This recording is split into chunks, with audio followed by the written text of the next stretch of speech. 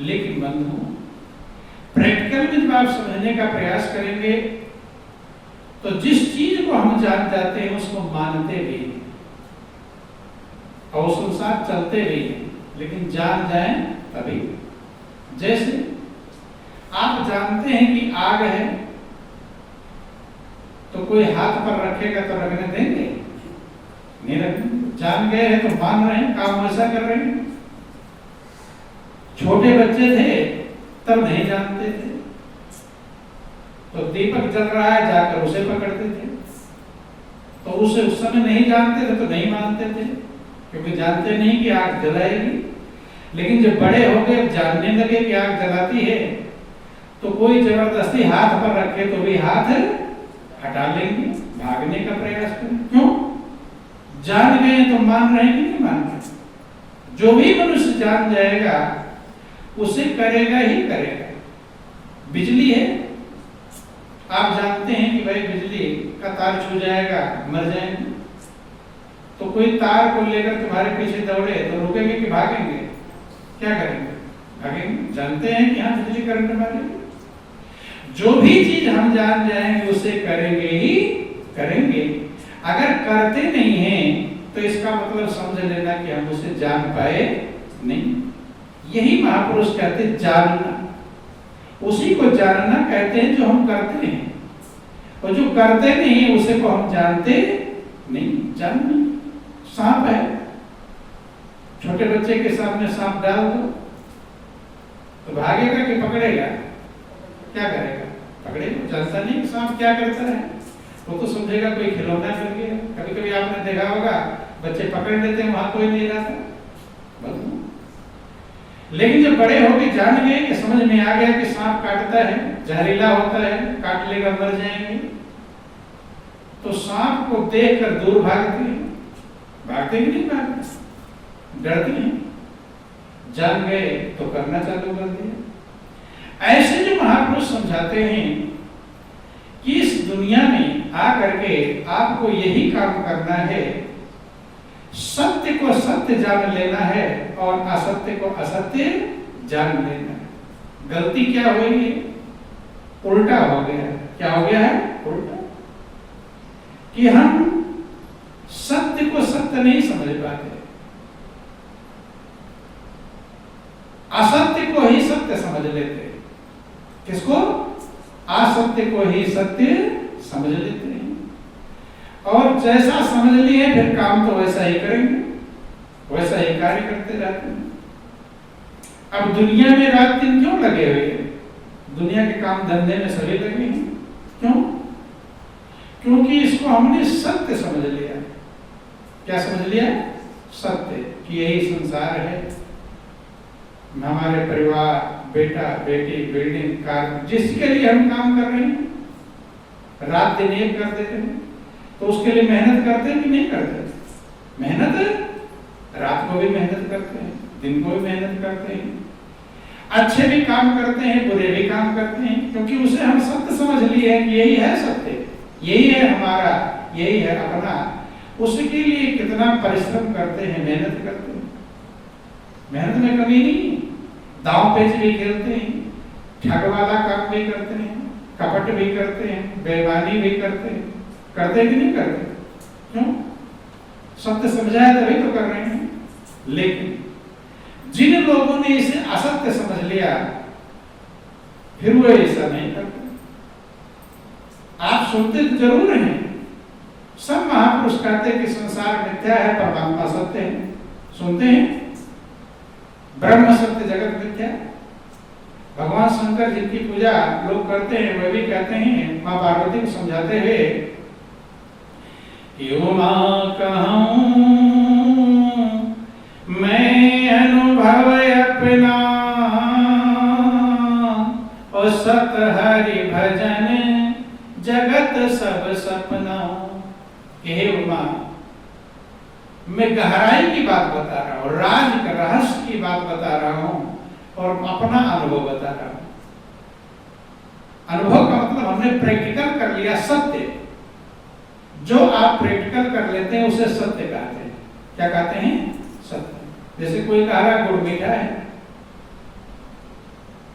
तो अभी आपने प्रैक्टिकल नहीं किया है, तो सुन करके सत्य का ज्ञान नहीं होता। सत्य का ज्ञान होता है प्रैक्टिकल करने के बाद।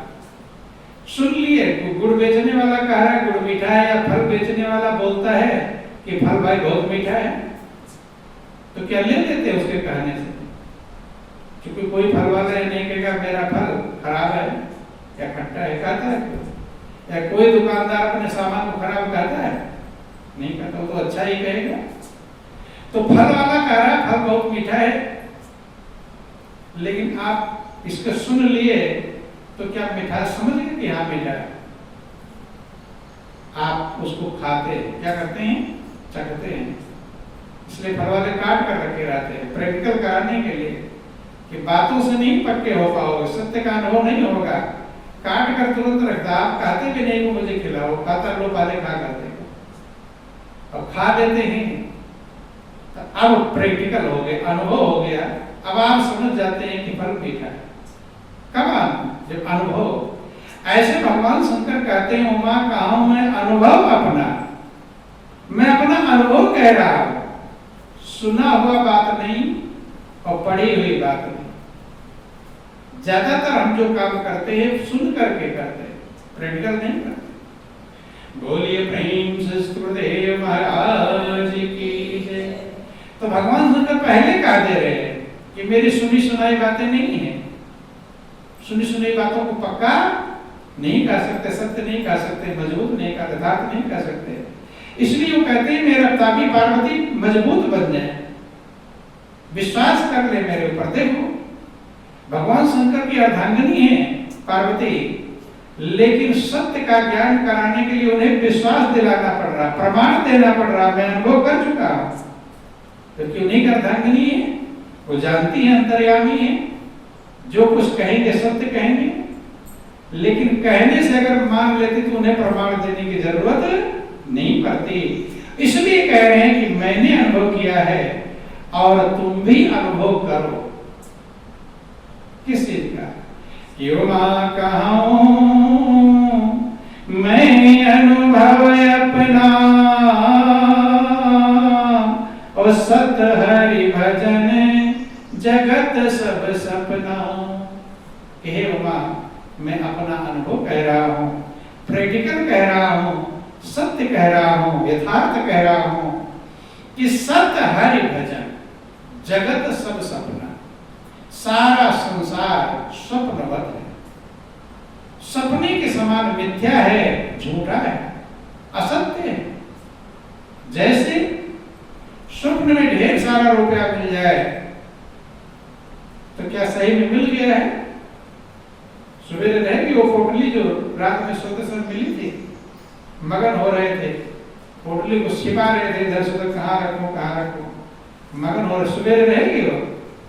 तो रुपए की पोटली सवेरे रहने वाली नहीं है। इसीलिए मिथ्या कहा, क्योंकि थोड़े देर दिखाई तो पड़ रहा है, सपने में मगन थोड़ा खुश भी हो रहे हैं, लेकिन जगने पर वो पोटली रहने वाली नहीं।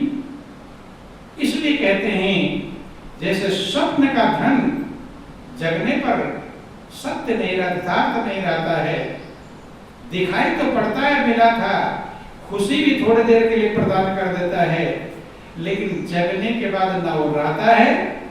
और जब धन ही नहीं रहेगा तो धन की खुशी रहेगी? रहेगी नहीं। या दुख मिलेगा, सपने में दुख मिल रहा है तो जगने पर वो दुख रहेगा?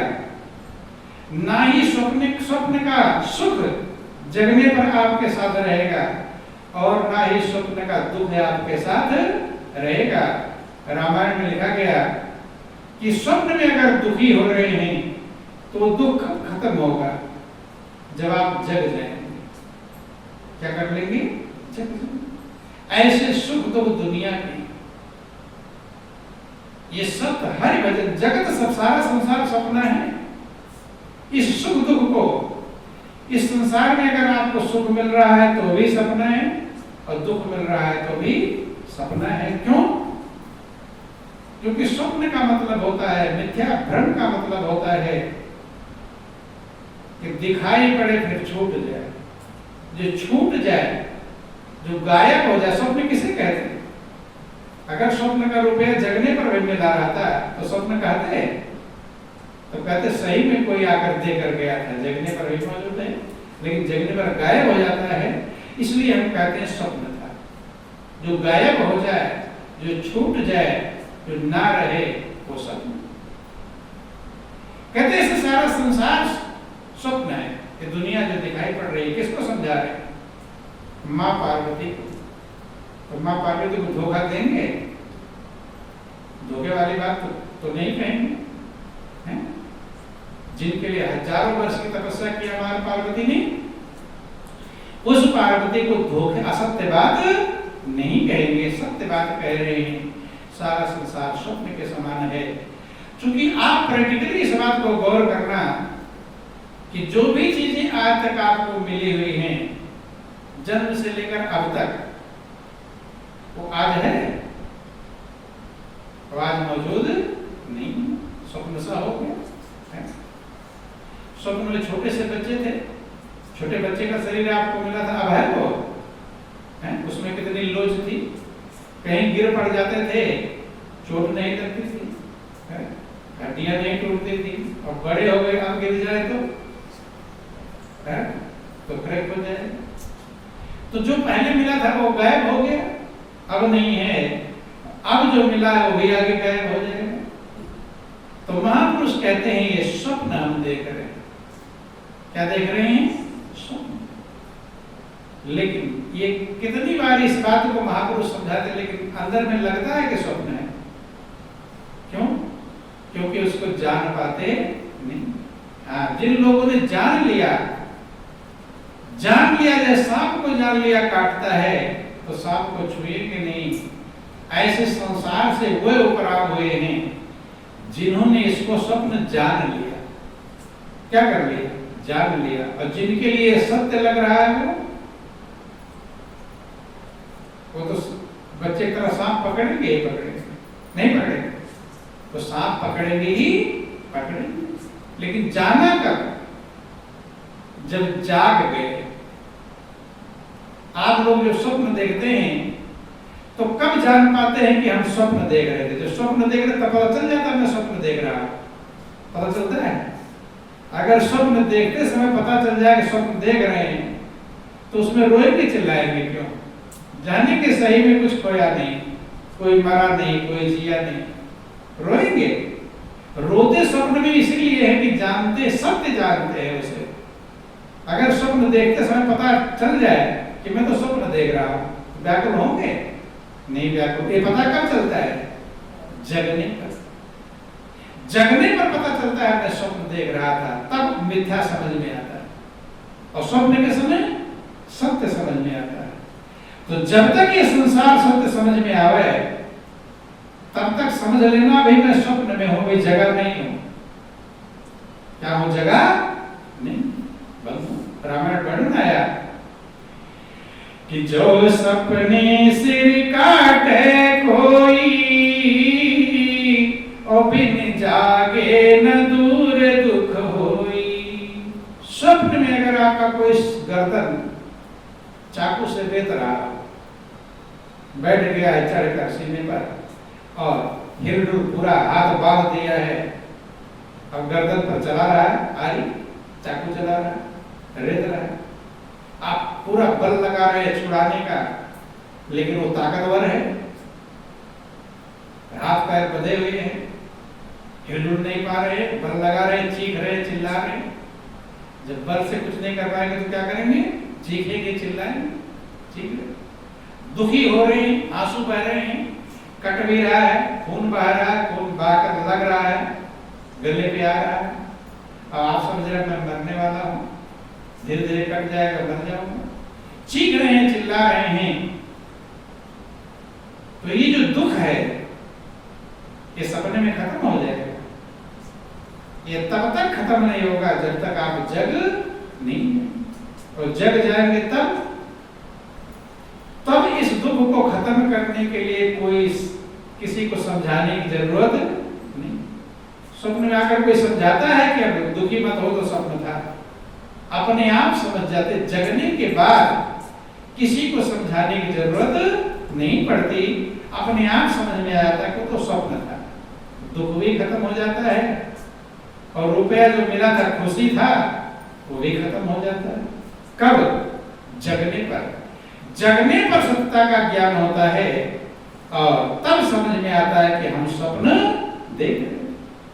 ऐसे संसार से भी जब हम जग जाते हैं, जिन लोगों ने लिखा है या कहा है वो जग गए थे। जैसे आप जगकर स्वप्न बताते कि मैंने तो आज ये स्वप्न देखा था, ये स्वप्न में बताते हैं। स्वप्न में किसी को कब बताते हैं?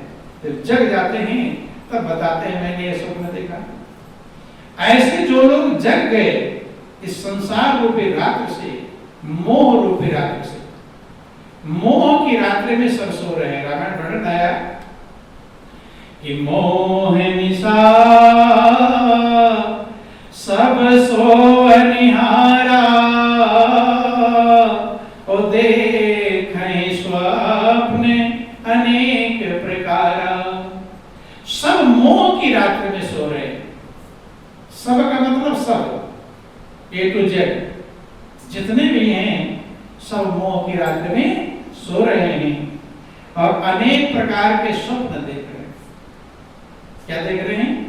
जो जो आप कर रहे हैं दुनिया में, जो जो आपको मिला है वही आपका स्वप्न है। कोई देख रहा है कि मेरा बेटा तो बड़ा होशियार है, पैसे वाला है। कोई देख रहा है मेरी बिल्डिंग बहुत अच्छी है।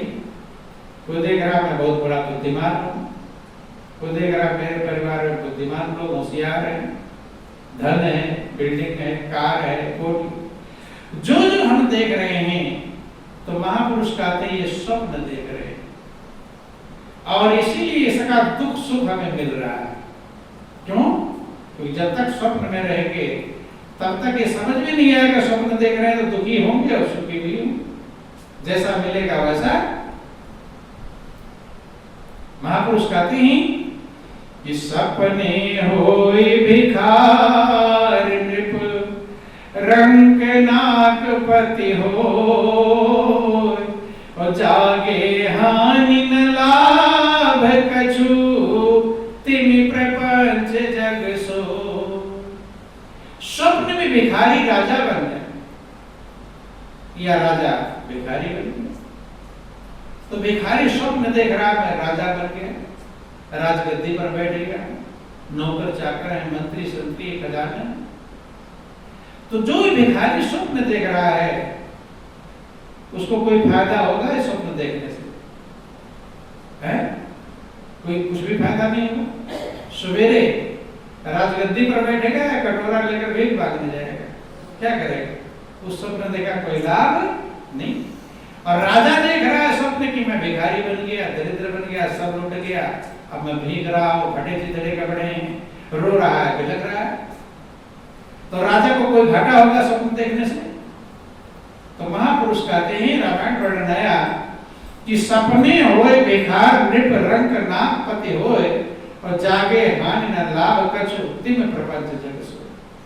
स्वप्न में भिखारी राजा बन गया, राजा भिखारी बन गया तो ना तो राजा को कोई नुकसान हुआ और ना भिखारी को कोई फायदा लाभ होगा।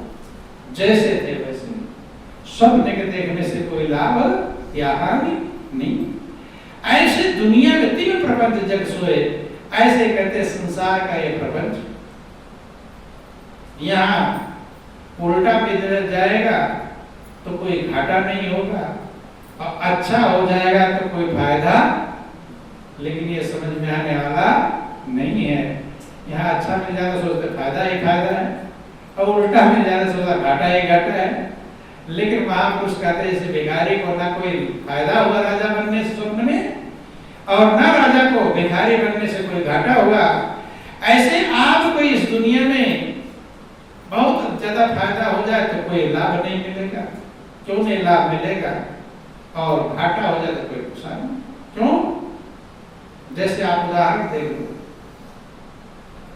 कुशल पाक है, ज्ञान ध्यान पाए हुए, अब गंभीर हालत में बिस्तर पर पड़े हुए, दुख का समय है, उदाहरण से समझने के लिए कहते हैं, समझाने का प्रयास करते हैं।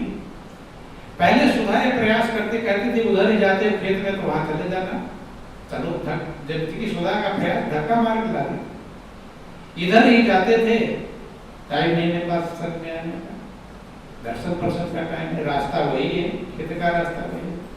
अब मजबूर हो गए, अब कहीं नहीं जा सकते, अब क्या खेत का काम नहीं होगा, क्या सब होगा, लेकिन उसी में अपने कर्म बना लिए होते, उसी के साथ साथ अपने भक्ति भजन का भी कर्म बना लिए होते, उस समय ध्यान भजन नहीं कर पाए, सत्संग में का लाभ नहीं प्राप्त कर पाए, सेवा का लाभ नहीं प्राप्त कर पाए, वो तो कभी कोई सुधार पर धक्के मार के जबरदस्ती कोई लाती थी। गौर करना, विचार करना।